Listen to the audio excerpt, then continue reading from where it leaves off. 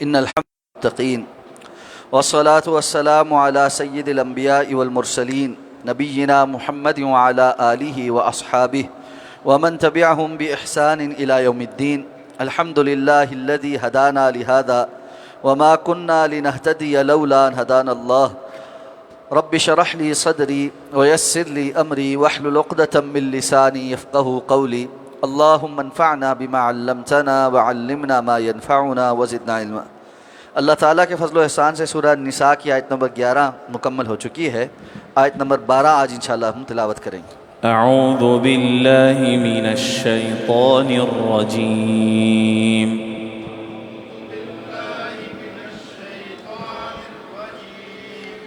بسم اللہ الرحمن الرحیم.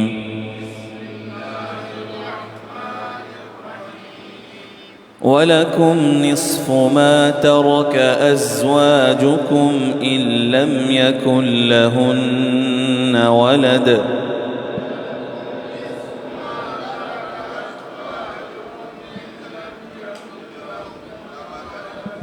فَإِن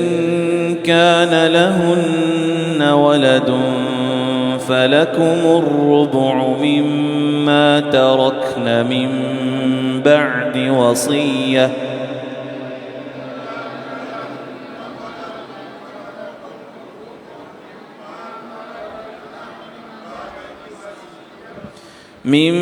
بعد وصية يوصين بها أو دين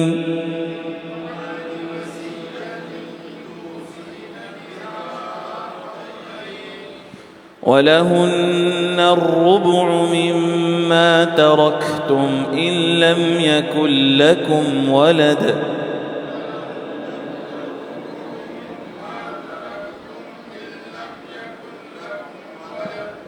فإن كان لكم ولد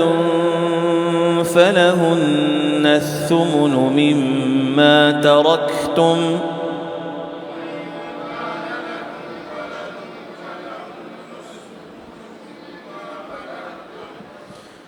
من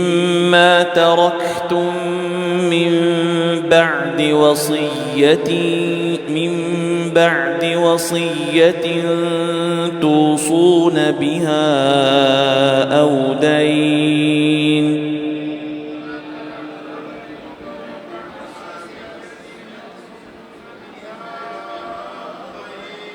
وإن كان رجل يورث كلالة أو امرأة وله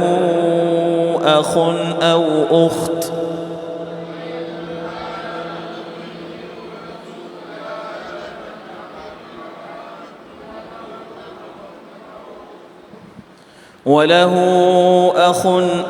أخت فلكل واحد منهما السدس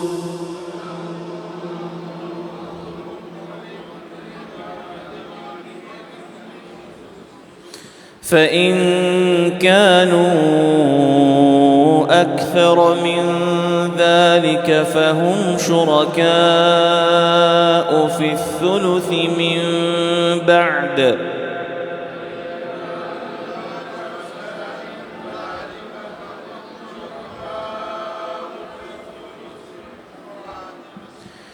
من بعد وصية يوصى بها أو دين غير مضار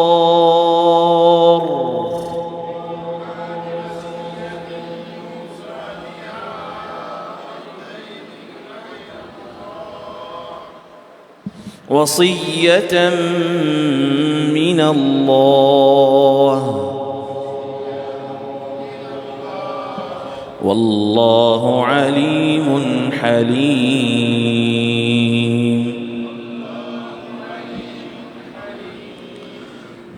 وَلَكُمْ نِصْفُ مَا تَرَكَ أَزْوَاجُكُمْ اور تمہارے لیے آدھا ہے جو چھوڑ جائیں تمہاری بیویاں. إِن لَّمْ يَكُن لَّهُنَّ وَلَدٌ اگر ان کی کوئی اولاد نہ ہو. فَإِن كَانَ لَهُنَّ وَلَدٌ اور اگر ان کی کوئی اولاد ہو. فَلَكُمُ الرُّبُعُ تو تمہارے لیے چوتھائی ہے مما ترکنا، اس میں سے جو وہ چھوڑ جائیں، من بعد وصیہ یوصین بہا، بعد اس وصیت کے جس کی وہ وصیت کر جائیں، او دین یا قرض، وَلَهُنَّ الرُّبُعُ مِمَّا تَرَكْتُمْ، اور ان کے لیے چوتھائی ہے اس میں سے جو تم چھوڑ جاؤ، إِن لَّمْ يَكُن لَّكُمْ وَلَدٌ، اگر تمہارا کوئی اولاد نہ ہو، فَإِن كَانَ لَكُمْ وَلَدٌ، اور اگر تمہاری کوئی اولاد ہو، فَلَهُنَّ الثُّمُنُ مِمَّا تَرَكْتُمْ، تو ان کے لیے 8واں حصہ ہے اس میں سے جو تم چھوڑ جاؤ، من بعد وصیۃ توصون بہا، بعد اس وصیت کے جو تم وصیت کر جاؤ، او دین یا قرض، وَإِن كَانَ رَجُلٌ، اور اگر کوئی شخص ایسا ہو، یورث کلالۃً، جو وارث بن جائے کلالہ کے طور پہ، یا اس کی وراثت بنے کلالہ کے طور پہ، او امرأۃ، یا کوئی ایسی عورت، وَلَهُ أَخٌ، اور اس کے لیے کوئی بھائی ہے، او اختن، یا بہن ہے، فَلِكُلِّ وَاحِدٍ مِّنْهُمَا السُّدُسُ، تو ان میں سے ہر ایک کے لیے، ان دونوں میں سے ہر ایک کے لیے چھٹا حصہ ہے، فَإِن كَانُوا أَكْثَرَ مِن ذَلِكَ، تو پس اگر وہ اس سے زیادہ ہوں، فَهُمْ شُرَكَاءُ فِي الثُّلُثِ، تو وہ شریک ہیں 1/3 میں، من بعد وصیۃ یوصى بها، بعد اس کے جو وصیت کر دی گئی ہو، او دین، یا قرض کے، غیر مضار، اس طرح کے کسی کا نقصان نہ کیا گیا ہو، وصیۃ من اللہ، یہ اللہ کی طرف سے تاکیدی حکم ہے، واللہ علیم حلیم، اور اللہ تعالیٰ بہت زیادہ علم رکھنے والے اور حلم والے، بردبار ہے۔ گزشتہ آیت میں وراثت کے اصحاب الفروض میں سے کچھ جو وارث ہیں ان کے حصے بیان ہو گئے تھے، اور مختلف صورتوں میں والدین کا کیا حصہ بنے گا اس کی کچھ کیفیات ذکر ہوئی تھی۔ اب ابتداءً میاں بیوی کا حال بیان ہوا ہے کہ اگر بیوی فوت ہو جائے تو شوہر کا کیا حصہ ہے، اور شوہر فوت ہو جائے تو بیوی کا کیا حصہ ہے، اور اس کی بھی دو کیفیات بیان ہوئی۔ ایک کیفیت یہ کہ انسان فوت ہو اور اس کی بیوی وارث میں ہو لیکن اولاد نہ ہو، اور دوسرا یہ کہ بیوی بھی ہو اور اولاد بھی ہو، اور اسی طرح بیوی فوت ہو جائے اور اس کی اولاد نہ ہو، یا بیوی فوت ہو جائے اور اس کی اولاد ہو، تو یہ 4 صورتیں ابتداءً ذکر ہوئیں۔ تو فرمایا تمہارے لیے وراثت میں سے جو تمہاری بیویاں چھوڑ جائیں نصف ہے، یعنی آدھی وراثت تمہاری ہے، اس صورت میں کہ اگر ان کا کوئی اولاد نہ ہو، اور اگر فَإِن كَانَ لَهُنَّ وَلَدٌ، اور اگر ان کی اولاد ہو، فَلَكُمُ الرُّبُعُ، تو تمہارے لیے 1/4 ہے، یعنی اولاد ہونے کی صورت میں اب وہ کم ہو گیا حصہ۔ لیکن یہ کس صورت میں؟ من بعد وصیۃ یوصین بہا، بعد اس کے کہ جو وصیت انہوں نے کی ہو اس کو پورا کرنے، او دین، یا قرض ادا کرنے کے بعد۔ اور پھر اسی طرح فرمایا تمہارے لیے اور ان کے لیے، وَلَهُنَّ، یعنی اگر کوئی شخص فوت ہو گیا اور اس کی بیوی پیچھے بچ گئی تو ان کے لیے 1/4 ہے جو تم چھوڑ جاؤ اگر تمہاری کوئی اولاد نہ ہو، اور اگر اولاد ہو تو پھر 1/8، یعنی 8واں حصہ ہے جو تم چھوڑ جاؤ۔ اب یہ بھی متفق علیہ بات ہے کہ ظاہر بات ہے کہ بیویاں ایک سے زائد بھی ہو سکتی، شوہر تو ایک ہی ہوتا ہے، بیک وقت ایک سے زیادہ شوہر تو نہیں ہو سکتا، لیکن بیک وقت ایک سے زائد بیویاں ہو سکتی۔ تو اگر کوئی شخص فوت ہو جائے اور اس کی بیک وقت ایک سے زائد بیویاں ہیں، 2 ہیں، 3 ہیں، 4 ہیں، تو یہ جو چوتھائی حصہ یا 8واں حصہ ہے اس میں وہ شریک ہوں گی، یعنی وہ سب اس 1/4 میں اگر اولاد نہیں، اور اگر اولاد ہے تو 1/8 میں شریک ہوں گی۔ وہ 2 ہیں، 3 ہیں، 4 ہیں، پھر ان کے درمیان وہ 1/8 یا 1/4 مساوی تقسیم ہو جائے گا، اور علماء نے اس پر اجماع نقل کیا۔ اب فرمایا کہ ایک اور کیفیت یہ ہے کہ اگر کوئی شخص کلالہ کے طور پر فوت ہو جائے، کلالہ ایسے شخص کو کہا جاتا ہے کہ جو جب فوت ہوا تو نہ اس کے والدین میں سے کوئی زندہ ہے اور نہ اس کی اولاد میں سے کوئی زندہ ہے، یعنی اوپر بھی کوئی وارث نہیں بنتا اور نیچے بھی کوئی ایسا وارث نہیں بنتا کہ جس کو حصہ دیا جائے، تو اب اس کی وراثت آگے چل کے جو قریبی رشتہ دار ہیں ان میں تقسیم ہوگی، کیونکہ اس کے فوری طور پر تو جو رشتہ دار ہیں اوپر اصل اور فرع میں وہ کوئی نہیں، نہ والدین میں سے کوئی ہے، نہ اولاد میں سے، بیٹے بیٹیوں میں سے کوئی ہے، تو اب اس کی بہن بھائیوں کے اندر حصہ جائے گا، بہن بھائیوں کی تین قسمیں، ایک بہن بھائی وہ ہیں جو عینی ہیں، ایک جو ہیں جن کو علاتی کہا جاتا ہے، اور ایک جو ہیں جو اخیافی۔ عینی کون ہوتے؟ جو ایک ہی ماں باپ سے، سکے بہن بھائی جن کو ہم کہتے ہیں، یعنی ایک ماں باپ، ماں بھی وہی ہے باپ بھی وہی ہے، یہ عینی بہن بھائی کہلاتے ہیں۔ علاتی کون کہلاتے ہیں؟ جن کا باپ ایک ہے مائیں مختلف، باپ ایک ہے مائیں مختلف۔ اور اخیافی جن کی مائیں ایک ہیں باپ مختلف، مائیں ایک ہیں باپ مختلف۔ اس صورت میں یہاں پر جو کیفیت بیان ہو رہی ہے یہ بالاتفاق اخیافی بہن بھائیوں کی ہو رہی ہے، یعنی ایسا شخص جس کے ماں باپ بھی نہیں، نیچے اولاد بھی نہیں۔ یہاں جو حصے بیان ہو رہے ہیں یہ وہ ان کے ہو رہے ہیں جو اس کی ماں کی طرف سے ہیں، اس لیے کہ سورت کے آخر میں آخری جو آیت ہے وہاں پر پھر کلالہ کا ذکر ہے۔ یستفتونک قل اللہ یفتیکم فی الکلالہ، آپ کہیے کہ اللہ تمہیں کلالہ کے بارے میں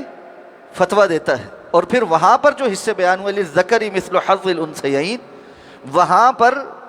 اصول وہی رکھا گیا کہ مرد کے یعنی بہن بھائیوں میں اگر وہ بہن بھائی زیادہ ہیں تو مرد کے دو حصے ہیں اور بہن کا ایک حصہ ہے، اور یہ علاتی ہیں